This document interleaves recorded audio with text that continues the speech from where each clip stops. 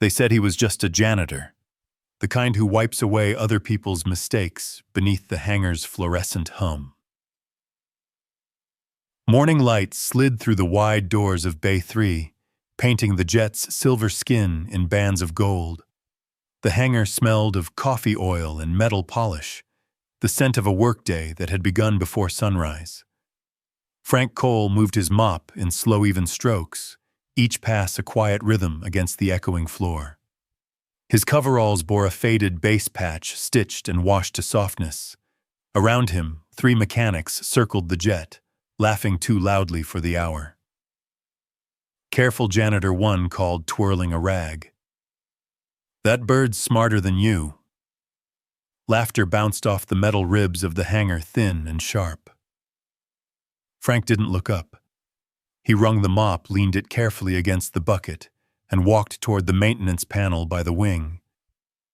A tiny amber light blinked, steady, deliberate, wrong. "That light means she's tired," he said almost to himself. The men stopped just long enough to smirk. "She's fine. Go sweep somewhere else." He touched the panel with the side of his hand, feeling the hum beneath the surface, not power, but pulse. Then he straightened the motion, unhurried, almost reverent. From across the bay, a young cadet named Mark O'Neill watched. He'd come early to log flight hours and had stumbled into the laughter. Something about the older man's stillness held him. One of the mechanics whispered too loud, "He shouldn't even touch that jet. He's janitorial staff." The words hung heavy, a public slap that no one would defend. Frank exhaled through his nose, a measured breath that made no protest and needed none.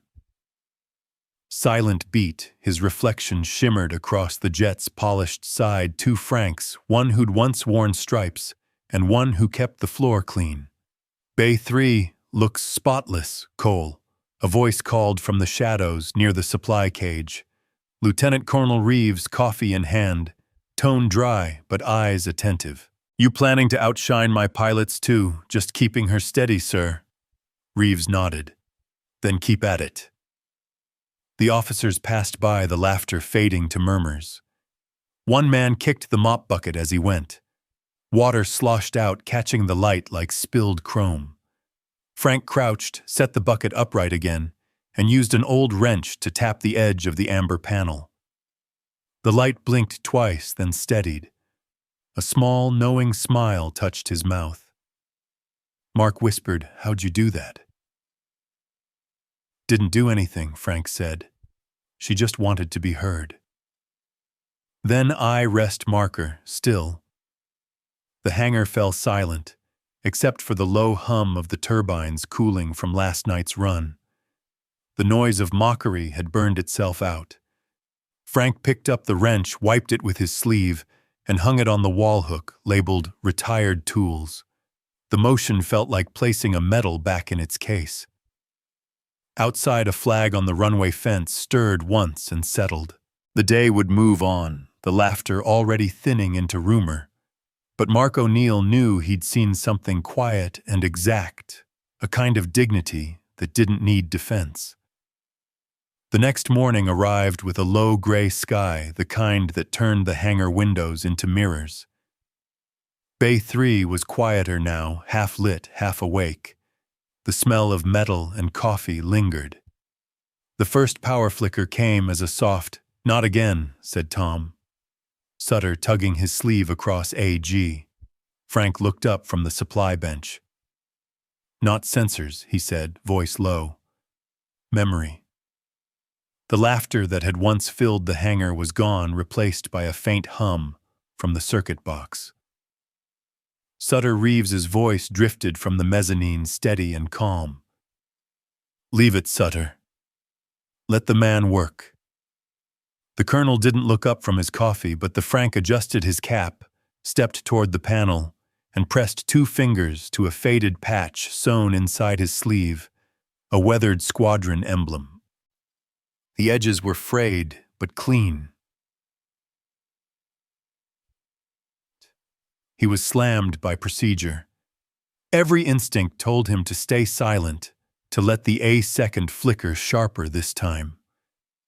The jet's underbelly lights dimmed, then brightened again. A rattle of coffee mugs followed. "Still no problem," Sutter muttered. "The diagnostics say green."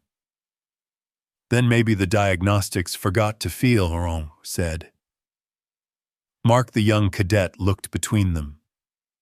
"Sir, maybe let him take a look," Sutter scoffed. "You fix one bulb, they call you Edison." Reeves finally turned. "Then let Edison try." The colonel's dry humor broke the tension, a brief warmth in the metallic air. Frank crouched near the panel, tracing the wiring with the calm certainty of someone counting heartbeats.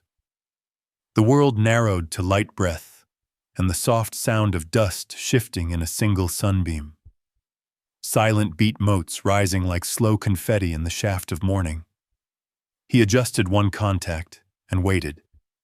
The hum deepened, steady, confident. The flicker stopped.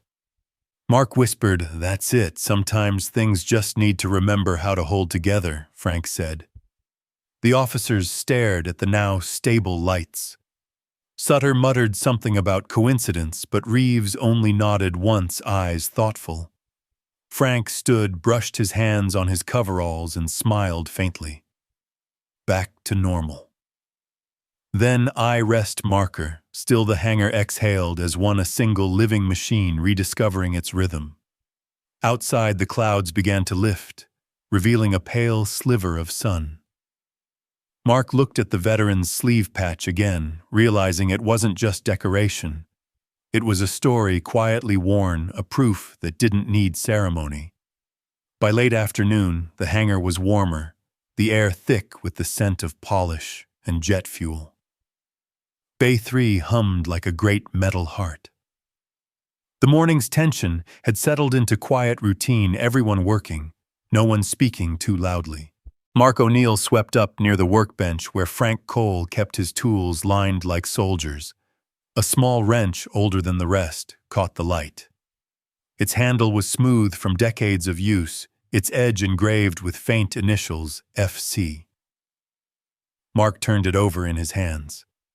The same letters were painted beneath the jet's nose, call sign, Falcon Charlie. Coincidence, maybe. But maybe not. He held it up. "Hey, Frank.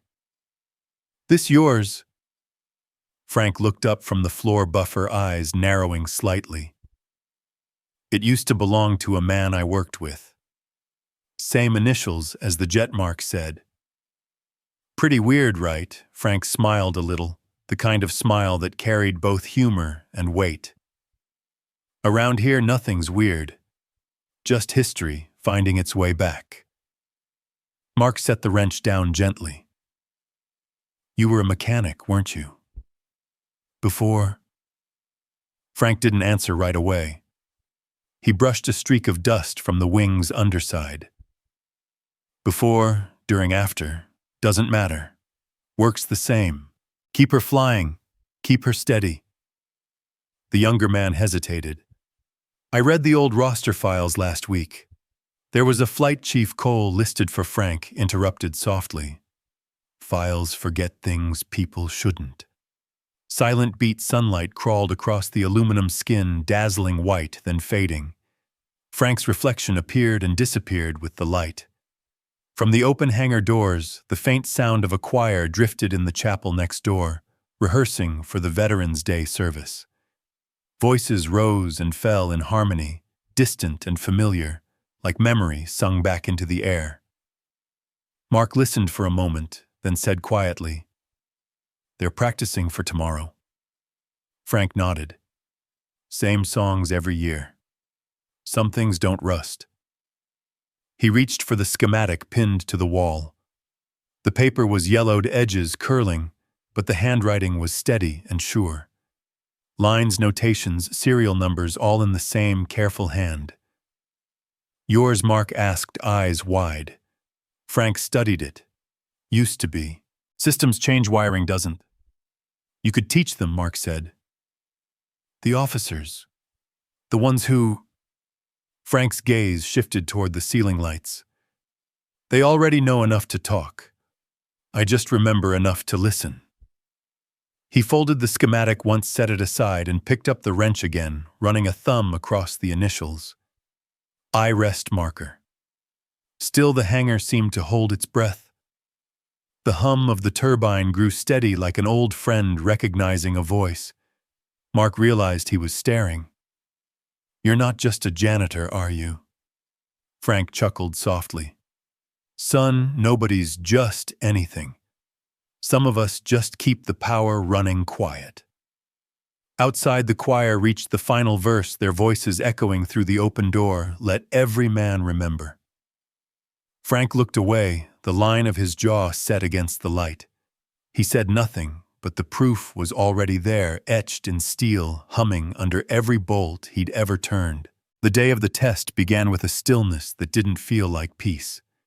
Outside the hangar, the air shimmered above the runway, hot and nervous. Inside, the mechanics lined up tools like soldiers awaiting orders.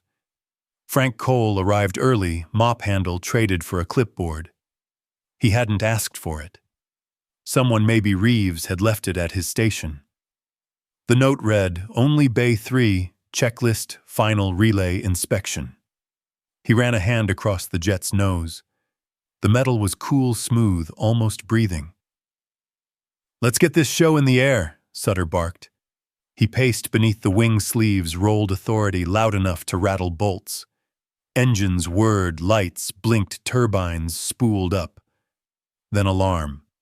A high-pitched shriek tore through the hangar. One warning light, then another, then a row of angry red. Cut it now, someone yelled.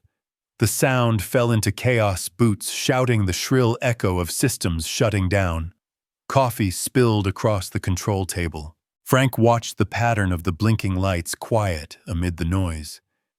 Each pulse told a story he already knew by heart. Sutter's voice cracked. Diagnostics say short circuit. Who logged the relay check? A junior tech stammered. We skipped it. We thought. You thought, Sutter roared. Frank stepped closer, slow, deliberate. It's the ground relay. Third line from the manifold. Stay back, Sutter snapped. You're not authorized. SM lock plus line. Regulation pinned him in place. He moved anyway. For a heartbeat, Frank felt the weight of decades of rank pressing against his shoulders, the invisible hand of procedure. But behind it, duty stirred. Not ambition, just duty. He reached for the old wrench hanging from his belt. The same one engraved FC Reeves appeared on the platform above. Let him through. Sutter turned. Sir, that's an order. The crew stepped aside. Silence dropped like a curtain. Frank knelt by the open panel. The air smelled of ozone and fear. Inside, a single relay flickered, its casing darkened. He touched it lightly, felt the faint pulse of trapped current like a heartbeat out of rhythm. Easy, he murmured, as if speaking to an old friend. Mark O'Neill crouched nearby, whispering. You really think, don't think, Frank said softly. Listen. He loosened a bolt, shifted the contact, and tapped the relay once with the wrench. The sound was a single clear note against the metallic chaos. Then the jet exhaled. The alarms stuttered. One by one, the red lights faded to green. A hum filled the bay, deep, even alive. The turbines turned again, this time steady, proud. For a long second, no one spoke. Sutter whispered, How the hell did you know that? Frank stood, wiped his hands. Because I built her the first time. Reeves descended the stairs, eyes never leaving the man. You what? Frank nodded toward the schematic still pinned to the wall. That drawing up there, mine. Back when this place still called itself a test wing. Silence rolled through the hangar, heavier than any noise before it. Then slowly, the pilot climbed out of the cockpit, helmet tucked under his arm. He walked across the floor, stopped in front of Frank, and lifted a hand in salute. Not a word, just that quiet gesture, crisp and sure. Pull quote number 1. True authority doesn't shout, it hums. Silent beat, the hum of engines filled the gap where pride might have lived. Mark watched, jaw tight with awe. Even Sutter, usually a storm, stood still. The salute lingered, then dropped with solemn grace. Reeves broke the spell with a single line. "You're off mop duty, Cole." Frank smiled, tired but content. "Wasn't the mop that fixed her, sir." Laughter rippled, soft, genuine this time. Then eye rest marker. Still the jet's reflection stretched across the hangar floor like a second sunrise. Mark whispered, "She really woke up, didn't she?" Frank nodded. She never slept. People just stopped listening. Outside, the wind carried the faint echo of the choir from the chapel next door, the same hymn from yesterday. The words reached the open doors just as the engine throttled down, "Let every man remember." The air smelled of hot metal and redemption. The diner sat just off the main road, a chrome box gleaming under the morning sun. Its windows reflected the row of flags lining the street service banners, faded but proud.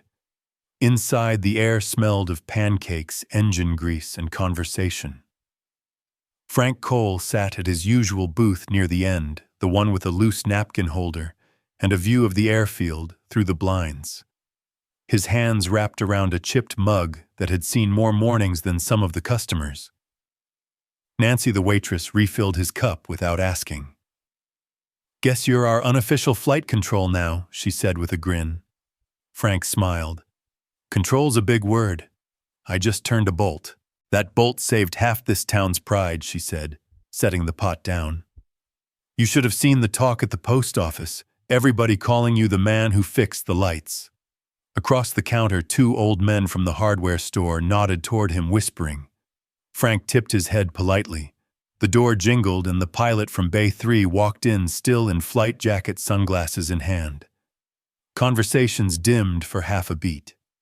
He didn't say a word, just walked over and gave a small, quiet salute before heading to a stool near the counter. Silent beat, the sound of that salute, brief, respectful, hung in the air longer than any applause could. Outside, the flag on the diner's porch caught a breeze and snapped once bright against the blue. Mark O'Neill entered a moment later, still carrying his cadet cap. "Morning, Mr. Cole," he said. "Heard they're calling you the hangar whisperer." Frank chuckled softly. "Let's hope they don't start charging for title." Nancy poured another cup for Mark. "If he charged per reboot, we'd owe him the diner." Laughter rolled across the booths, warm, not loud. The kind that fills rather than disturbs. Frank looked out the window. The hangar was barely visible beyond the highway haze, but he could see its silver edge catching the light. A truck passed, horn low and familiar, and for a second the sound blended with the memory of turbines humming. Eye rest marker. Still, the world outside seemed perfectly aligned for once. No shouting, no alarms, only rhythm. Nancy leaned on the counter.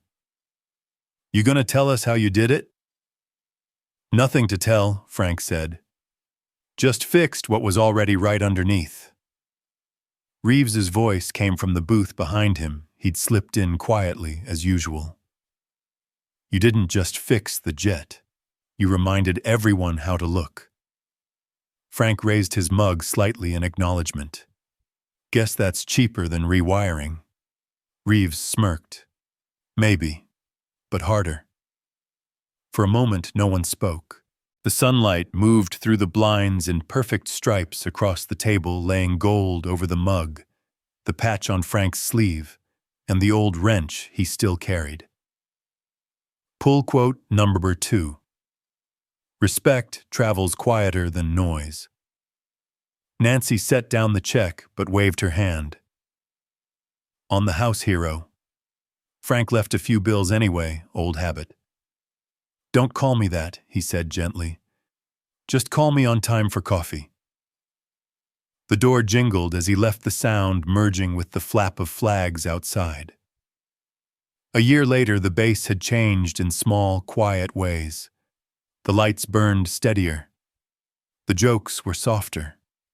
Even the brass walked slower through the hangars, as if aware of something sacred humming just under the concrete. Mark O'Neill stepped through the new memorial hall, his uniform freshly pressed boots shining against the polished floor. The corridor stretched long and cool, lined with framed photographs of aircraft and the people who kept them alive. At the far end, under a single amber lamp, stood a small glass case. Inside, resting on black velvet, lay an old wrench, its handle engraved FC. The light caught its steel surface and made it shimmer like a slow heartbeat. Beneath it, a bronze plaque read, "Quiet hands keep us flying." Mark stopped a few feet away. He could still remember the day it happened, the alarms, the hum, the salute that silenced a room. It had been exactly 12 months since then, but the sound of that hum still lived somewhere behind his ribs. Behind him, the echo of distant turbines filled the hall like a hymn. A voice drifted from the open doorway, Nancy's softer, now older. He never asked for a thing, she said, but he did the work. Every day, same way. Mark smiled faintly. He came by the diner sometimes, right, every Friday. Sat by the window. Coffee, no cream, 2 sugars. He chuckled. Still kept the habit. Nancy's voice carried a small laugh of its own. Habits like that keep the world steady. She stepped beside him, looking through the glass. We argued about putting that wrench here, you know. He didn't want it. Said tools belong in hands, not museums. Mark nodded. So we compromised, yep. Left his spare on the wall in Bay 3. This one stays here to remind the talkers what the quiet ones built. Silent beat dust floated in the amber light. Somewhere deep in the building, a turbine hummed a ghost of motion, or maybe gratitude. Mark leaned closer. His reflection overlapped the wrench's metal surface. For a second, it looked as if he were holding it again. I missed the sound he made when he worked, Mark said. Nancy folded her arms. That wasn't sound, honey. That was silence doing its job. They both smiled. A group of young recruits walked by, whispering. One pointed toward the display. That's the guy who fixed the base, right? Nancy turned. That's the man who never stopped showing up. Mark caught one of the recruits' eyes. You'll meet people like him, he said. Just listen before you talk. The recruits nodded, quieting as they passed. Nancy adjusted the corner of the velvet cloth inside the case. Strange, isn't it, how a thing that used to just hang on a nail now sits under glass? Mark exhaled. He'd hate the attention. Sure would, she said, but he'd like the polish. They laughed, a soft, radio-warm laugh that filled the hall. Eye rest marker still, there was peace in that laughter. Nancy tapped the edge of the glass once, gentle as a salute. You heading back to flight control? Yeah. I'll stop by Bay 3 first. Haven't heard her hum in a while. Tell her he'd be proud, Nancy said. Mark nodded and turned to go. At the doorway, he looked back one last time. The amber light seemed to brighten as if the room itself were acknowledging the man they spoke of.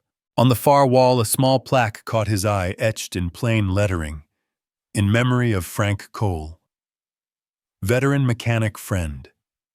Beneath it, someone had added a handwritten note in pencil he never left. He just went quiet. Mark smiled, whispered the line under his breath. Replay trigger. 12 words. Silence keeps the engines steady. The hum deepened for a moment, then faded into the sound of the wind outside. He walked down the hall, past the rows of flags. Through the glass door, he could see the airstrip stretching into the evening light. A maintenance crew moved like silhouettes against the sunset, working without hurry, without noise. At the end of the runway, a plane lifted off steady level, perfectly balanced. Mark paused to watch. "Keep her flying, Chief," he said softly. Outside, the flag caught one last gust, the same one that had flapped over the diner, over the hangar, over every quiet morning since. The radio in the hallway crackled faintly, a line of static bending into a familiar hum, then fading to silence. And somewhere in that silence, the bass kept breathing. The memorial hall was nearly empty when the afternoon light slipped through the high windows and touched the glass case. The old wrench glowed softly beneath its plaque.